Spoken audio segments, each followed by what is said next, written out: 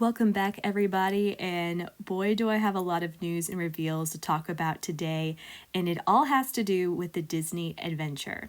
This is Disney Cruise Line's 7th cruise ship, setting sail December 15th of 2025, and this one is different. This is Disney Cruise Line's first mega ship, originally known as the Global Dream before Disney bought it, and as I speculated in a past video, it's going to have rides, and I have some thoughts about that.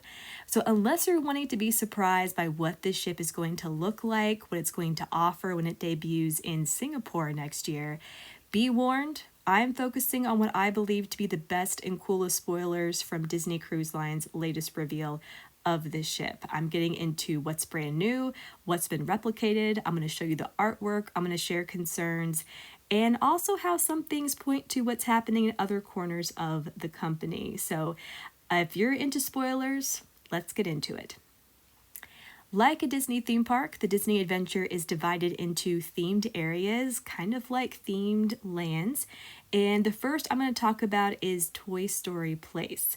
This is located on the upper decks of the ship. It's an outdoor water play area. There will be giant screens for movies and for trivia and 3 unique water play areas. And the first and the best, in my opinion, is the Flying Saucer Splash Zone. I don't love the name, but I love the theme as it's supposed to be a Pizza Planet toy set. And I noticed a Mega Gulp cup is the splash bucket. There's also a Toy Story splash pad for toddlers, which looks a lot like the pad aboard the Disney Wish.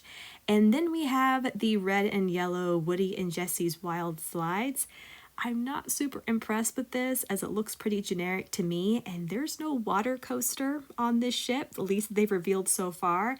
So I'm hoping for some additional theming for these slides beyond just some Western style decals. Speaking of which, another criticism, I'm not sure I love the sticker decal motif we're having on the walls here. Looks a little like the inside of a Disney parking garage, hoping I'm wrong or this is not the final design. Toy Story Place will also have dining. The coolest, in my opinion, is Pizza Planet. Why there isn't more Pizza Planets in the parks, I don't know, but this is going to be a quick service location, and I'm really hoping they swing for the fences on theming here. And then there is the Pixar Market Restaurant. I'm thinking this is going to be like a Cabanas or Marceline Market because it's a buffet for breakfast and lunch. But at night, it's going to become a full-fledged restaurant, which is really interesting.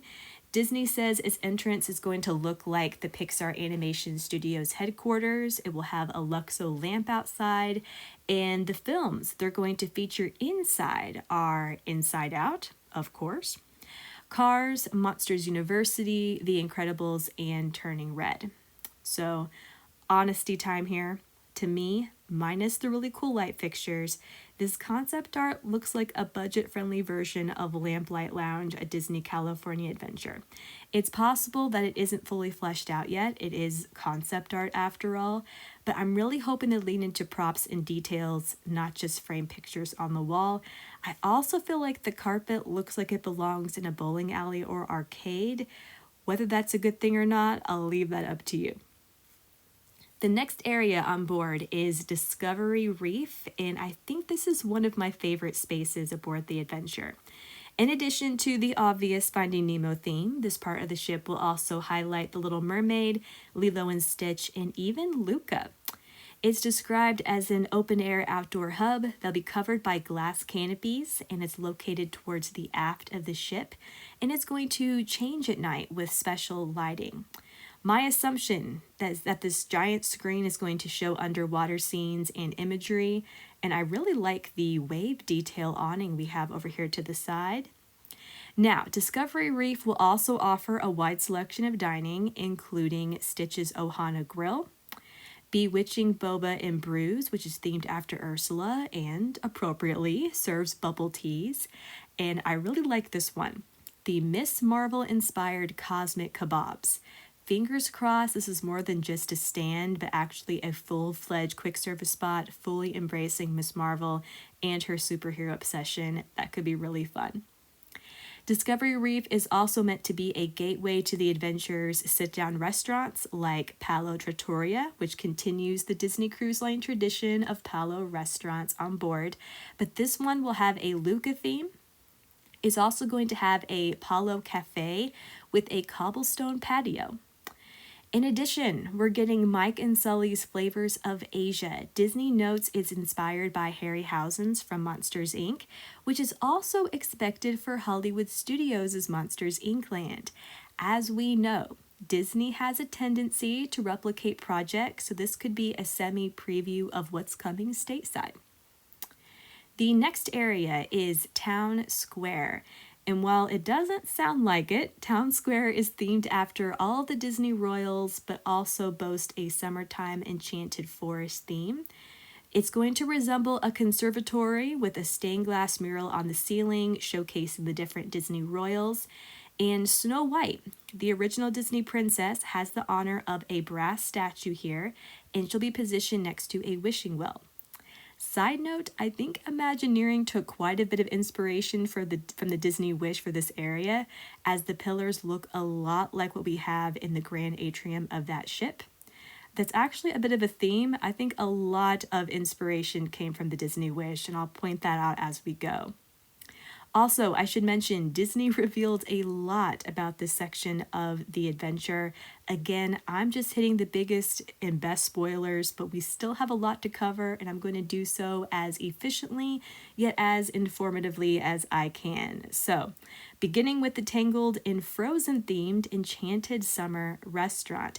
I think this is going to be a hybrid of Rapunzel's Royal Table and Arendelle from other Disney Cruise Line ships, but Disney is making some changes. First of all, the restaurant will have a dining room theme to each movie, and it's going to be called the Maximus Dining Room and the Olaf Dining Room.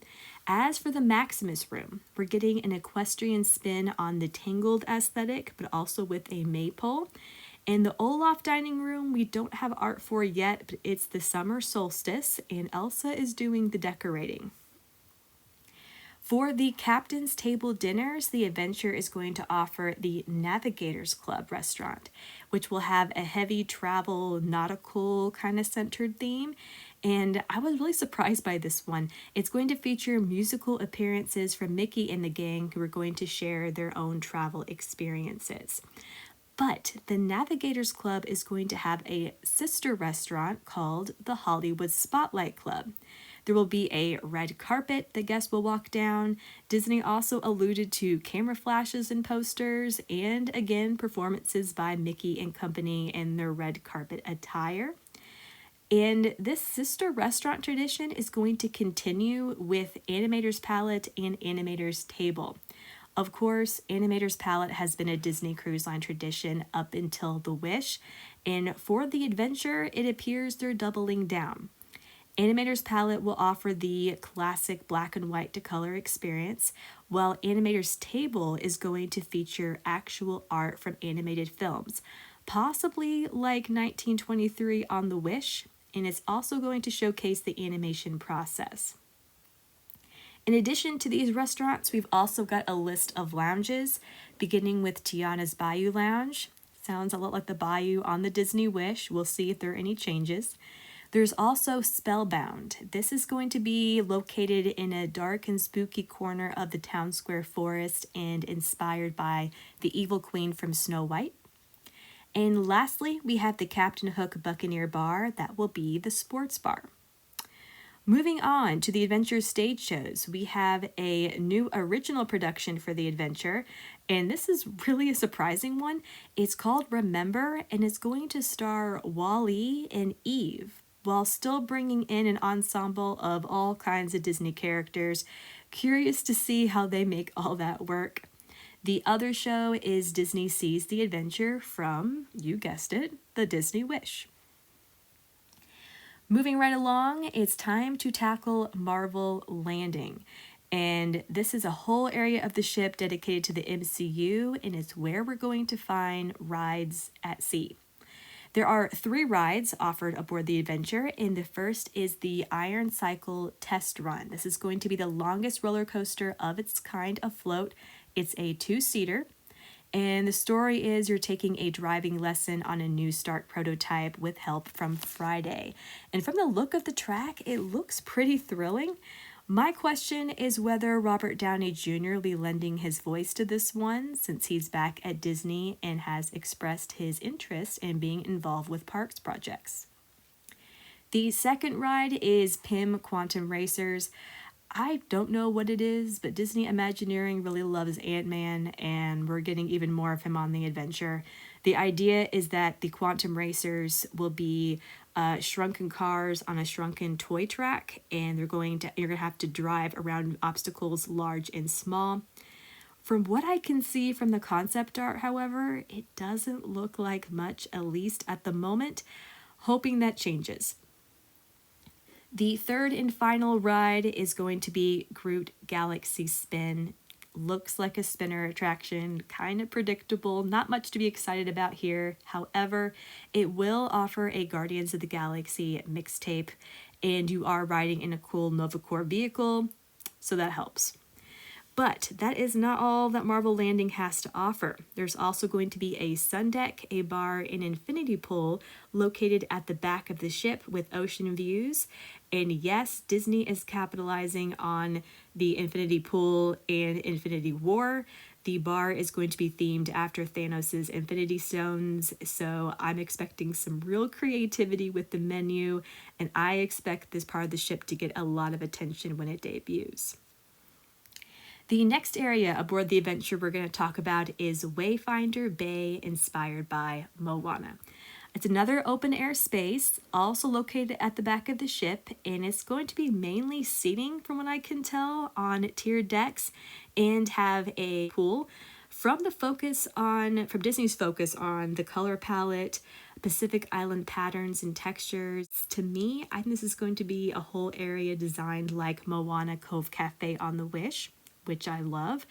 And even though we don't have a lot of artwork from Wayfinder Bay just yet, Disney did say there will be murals on display and also a jumbo LED screen. And that pool I mentioned is going to turn into a performance venue, just like they're doing on other mega ships. One of the shows the adventure is going to offer in this space is called Moana Call of the Sea. I'm taking a guess this could be a scaled down version of the Moana show coming to the Wish. We'll just have to see. Lastly, we get to one of my other favorite corners of the adventure, and that is Imagination Garden. Disney has shown more of this space than any other so far, and I can't get enough. There is so much detail. We know it's the central hub of the ship, also open air, and it's going to feature a 3-deck high, 3-dimensional castle, which is perfect since, in my mind, they're treating this ship like a park anyway, and every Disney park needs a castle. Clearly, Imagination Garden is themed to be a cross between a garden and a pop-up book, and it's going to reference Disney, Pixar, and even Marvel characters and stories. At the top of the stairs will be a courtyard featuring a centerpiece, Sorcerer Mickey's topiary. There will also be a 3-deck high LED screen, and that huge stage is going to be the ship's signature stage, and there's a whole lineup of shows that Disney had to share. 2, though, I want to spotlight have to do with the Avengers and Captain Jack Sparrow. But let me talk about the Avengers one first. This is called Avengers Assemble. And in addition to Deadpool, which I honestly still can't believe Disney is embracing for a family vacation experience, pretty much every other MCU character you can think of is going to be part of this ensemble. It's going to feature stunts. There's a lot of action. And I was hoping it was going to be an original show, and it still might be. But from the new artwork Disney showed today, I think it's going to be the same show from Marvel Days at Sea, which is an incredible production, so I get them replicating it, but it is something to note.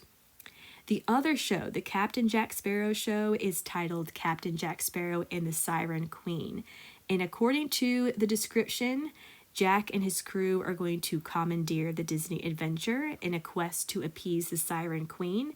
This sounds, again, completely original, and it's going to include a giant squid, a hunt for treasure, and a face-off against the described Siren Queen on the giant screen. Finally, Imagination Gardens eateries, which have also been known about for a while, are also some of my favorite additions aboard the adventure. They consist of Mowgli's Eatery and Grandma Tala's Kitchen. As for Mowgli's Eatery, I'm thrilled we're getting some Jungle Book theming aboard. Grandma Tala is inspired by Moana's grandma, and I know that Disney is really theming a lot after Moana these days, both on land and at sea, but I'm not mad about it. More Moana, the better. There you go. Those are my favorite spoilers and reveals from the Disney adventure so far. I think I'm most intrigued about Discovery Reef and Imagination Garden as they're both unique and they offer experiences we haven't seen before from Disney Cruise Line. I also think Town Square is going to be a crowd pleaser, as is certain elements of Marvel Landing, but I do have some concerns. Disney Cruise Line has never tackled this much surface area before, and I'm hoping the budget they were given covers it in a way that lives up to the Disney Cruise Line brand. I'm also hoping the signature touches and style of a Disney Cruise Line ship translate here. Of course, there's a lot I didn't cover in this video because the amount of Disney adventure news we got today was overwhelming, to say the least, but I do hope you enjoyed this peek inside the Disney adventure. This is truly one of the most interesting projects coming down the Disney pipeline, and I intend to cover any further developments that I think are worth your time.